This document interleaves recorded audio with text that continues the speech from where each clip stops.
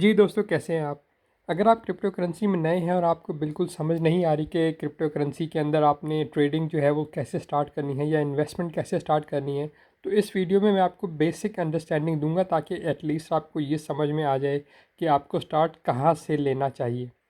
तो जब भी आप क्रिप्टो करेंसी में ट्रेडिंग या इन्वेस्टमेंट करना चाहते हैं तो आपको किसी ना किसी एक्सचेंज के थ्रू करना पड़ता है। ये ऐसे ही है जैसे अगर आपने कहीं पर किसी को पैसे भेजने हैं तो आपको किसी न किसी के थ्रू पैसे भिजवाने पड़ते हैं। यानी आप कभी बैंक इस्तेमाल करते हैं, कभी मनी एक्सचेंज जो मनी ट्रांसफ़र सर्विसेज हैं उनको इस्तेमाल करते हैं। तो यहाँ पर भी क्रिप्टो करेंसी के अंदर भी जब भी आपको ट्रेडिंग करनी है या इन्वेस्टमेंट करनी है तो आपको किसी एक्सचेंज के थ्रू करना पड़ता है। अब थोड़ी सी ये जो लोगों को कन्फ्यूजन होती है वो ये कि क्रिप्टो के अंदर दो तरह की एक्सचेंजेस होती हैं। ओके। और इसके अंदर दोनों के जो हैं अपने अपने फ़ायदे और अपने अपने नुकसान हैं। नुकसान तो नहीं कहना चाहिए, दोनों के अपने अपने रिस्क हैं। ठीक है। अ, ये जो दो डिफरेंट टाइप्स की एक्सचेंजेस हैं, इनको अगर मैं आपको समझाऊं फ़र्क बहुत आसान तरीके से, तो वो कुछ इस तरह से है कि आप यूँ समझें कि एक है सुपरमार्केट। ठीक है, आप किसी सुपरमार्केट में जाते हैं, किसी बड़ी मार्केट में जाते हैं, वहाँ पर जितना भी सामान होता है, जितनी भी चीज़ें बिक रही होती हैं, वो सब वो जो मार्केट है वो मार्केट उसको कंट्रोल करती है। कब सामान नया ऑर्डर करना है, कि कैसे लोग कस्टमर्स को सर्व करना है, और वहाँ पे जो कुछ भी सुपरमार्केट के अंदर हो रहा होता है वो सुपरमार्केट ही उसको कंट्रोल करती है। और वो सारा जो सामान होता है वो उस सुपरमार्केट के अपना होता है या उसके अंडर होता है।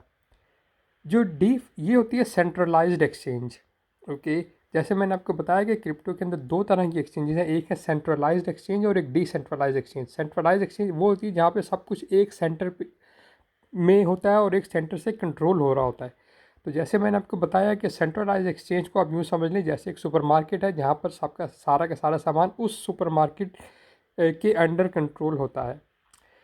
फिर होती है डिसेंट्रलाइज एक्सचेंज क्रिप्टो के अंदर, उसको आप यूँ समझ लें वो ऐसे होती है जैसे कि आप एक मार्केट है और वहाँ पर डिफरेंट लोग अपना स्टॉल लगाते हैं। ठीक है, किसी ने जूते का स्टॉल लगाया हुआ है, किसी ने कपड़े का स्टॉल लगाया हुआ है, किसी ने खाने का स्टॉल लगाया हुआ है। इस तरह से डिफरेंट लोगों ने अपने अपने स्टॉल्स लगाए हुए हैं। इसको आप कहते हैं डिसेंट्रलाइज्ड या डी फाई।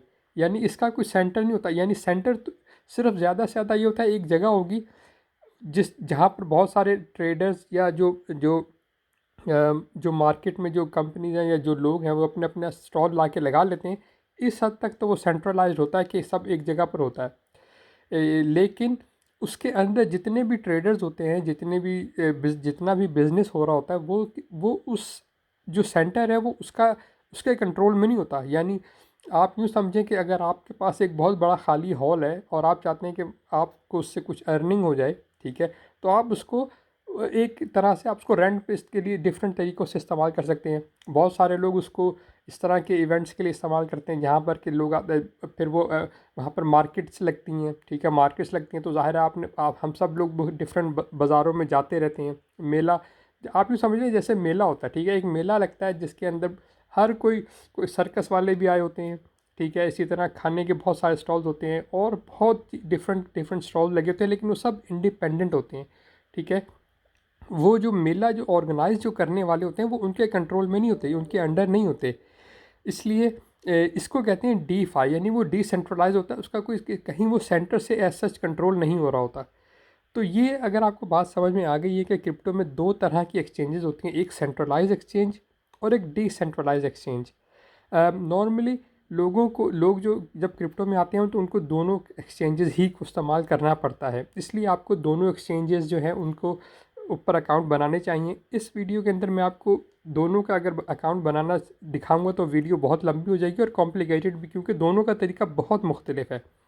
ओके। अब जैसे ही आपके सामने एक कुछ जो भी आपको नज़र आ रहा है, ये एक डिसेंट्रलाइज्ड एक्सचेंज आप इसको कह सकते हैं। और अगर आप को मैं सेंट्रलाइज एक्सचेंज दिखाऊं तो आप देखें वो इससे बहुत डिफरेंट लगेगी। जैसे ये, ठीक है, और यहाँ पर क्या होता है, अगर मैं किसी टोकन को खोलूँ तो वहाँ पर वो या कॉइन को खोलूँ तो वो उधर बहुत सारी चीज़ें डिफरेंट होती हैं। अब जैसे मैंने आपको बताया कि इधर डिटेल में अगर मैं जाऊँगा तो बहुत ज़्यादा टाइम लग जाएगा, अभी मैं वो नहीं कर सकता। जो मेन चीज़ मैं आपको एक्सप्लेन करना चाहता था कि सेंट्रलाइज एक्सचेंजेस के क्रिप्टो में दो टाइप की एक्सचेंजेस होती हैं, एक सेंट्रलाइज और एक डिसेंट्रलाइज, और आपको नॉर्मली दोनों जगह पर ही अकाउंट बनाना पड़ता है। मेरी वीडियोज़ हैं जिसके अंदर मैंने आपको बताया है कि कैसे आप सेंट्रलाइज एक्सचेंज में अकाउंट बना सकते हैं, कैसे आप डीफाई यानी डिसेंट्रलाइज में अकाउंट बना सकते हैं।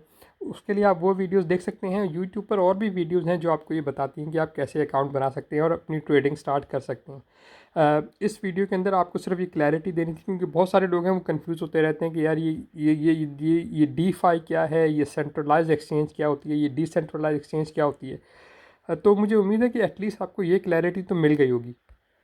अब मैं आपको बस कुछ नाम बता देता हूँ, अगर आपने कहीं से स्टार्ट करना है और अगर आपको बिल्कुल आइडिया नहीं कि सेंट्रलाइज एक्सचेंज कौन सी होती हैं और डिसेंट्रलाइज एक्सचेंज कौन सी होती हैं, तो मैं आपको 2 3 4 नाम बता देता हूँ, आप वहाँ से स्टार्ट कर सकते हैं। ये बहुत कॉमन नेम है, बहुत बड़े जो मार्केट में जो नाम है, या आप यूँ कह सकते हैं कि बड़ी कंपनीज़ हैं, यहाँ से आप स्टार्ट कर सकते हैं। इनके अलावा भी और बहुत से हैं, जाहिर है कि मैं सबके नाम नहीं बता सकता आपको, लेकिन आपको एक स्टार्ट देने के लिए मैं आपको बता रहा हूँ। तो जो सेंट्रलाइज एक्सचेंज है बाइनेंस, ये दुनिया की इस वक्त सबसे बड़ी एक्सचेंज है क्रिप्टो करेंसी के अंदर, सेंट्रलाइज्ड एक्सचेंज। ओके, और इसके अलावा एक ये है HTX, ये भी एक सेंट्रलाइज्ड एक्सचेंज है, ठीक है। फिर ये ट्रस्ट वॉलेट है और ये मेटा मास्क हैं, ये दोनों डिसेंट्रलाइज एक्सचेंजेस हैं, या इसको आप डीफाई या डिसेंट्रलाइज फाइनेंस भी कहते हैं। तो ये चार मैंने आपके सामने जो दो सेंट्रलाइज्ड और दो डिसेंट्रलाइज्ड एक्सचेंजेस का मैंने आपके सामने नाम रखे हैं।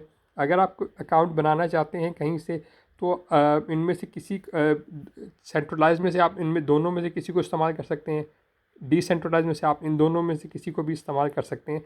और आप अपनी जो है उसके बाद आप अगला स्टेप ले सकते हैं कि अब आपने अपने अकाउंट में पैसे कैसे डालने हैं, पैसे डालने के बाद आपने उनमें ट्रेडिंग कैसे स्टार्ट करनी है, और ये सब एक एक स्टेप आपको सीखना चाहिए। सीखेंगे तो ही आप इसमें कुछ आगे बढ़ सकेंगे।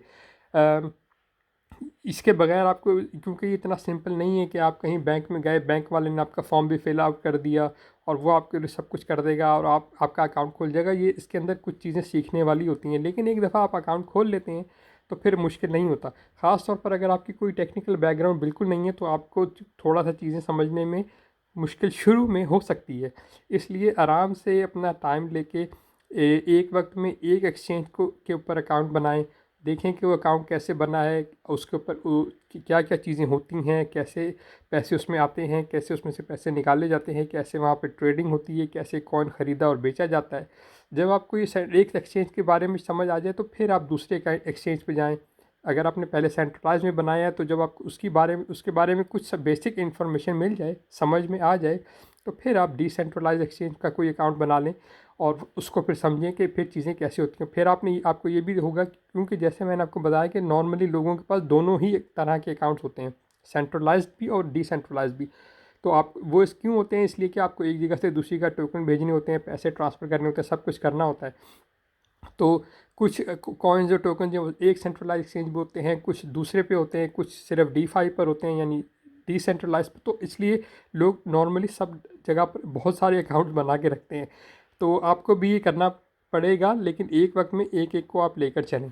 तो बस ये वीडियो यहीं तक दोस्तों। उम्मीद है आपको कुछ समझ में आ गई होगी, कुछ आपको नाम मैंने बता दिए हैं, आपको कुछ मैंने फ़र्क बता दिया है कि डिसेंट्रलाइज और सेंट्रलाइज एक्सचेंजेस क्या होती हैं। अब अगर आप स्टार्ट करना चाहते हैं तो जैसे मैंने बताया, मेरे पास मेरी वीडियोस भी हैं जहाँ पे मैंने आपको बताया कि बाइनेंस का अकाउंट कैसे बनाएं, उसको उस पे से स्टार्ट कैसे करें। मैंने बताया कि जो कि सेंट्रलाइज एक्सचेंज है, फिर मैंने बताया कि ट्रस्ट वॉलेट पे कैसे अकाउंट बनाएं जो कि डिसेंट्रलाइज है। तो आप मेरी दोनों वीडियोज़ देख सकते हैं। अगर नहीं आप देखना चाहते तो यूट्यूब पर और बहुत सारी वीडियोज़ हैं जो ये बताती हैं कि इन जगह इनके अकाउंट्स कैसे बनाए जाते हैं। बाकी अगले स्टेप में क्या करते हैं उसकी इन्फॉर्मेशन मैं फिर दूसरी वीडियो में दूंगा। ये वीडियो यहीं तक। अगर आपको पसंद आई है तो एक लाइक ज़रूर दीजिएगा, और इस तरह की इन्फॉर्मेटिव वीडियोज़ देखने के लिए चैनल सब्सक्राइब कर लें। वीडियो देखने का शुक्रिया।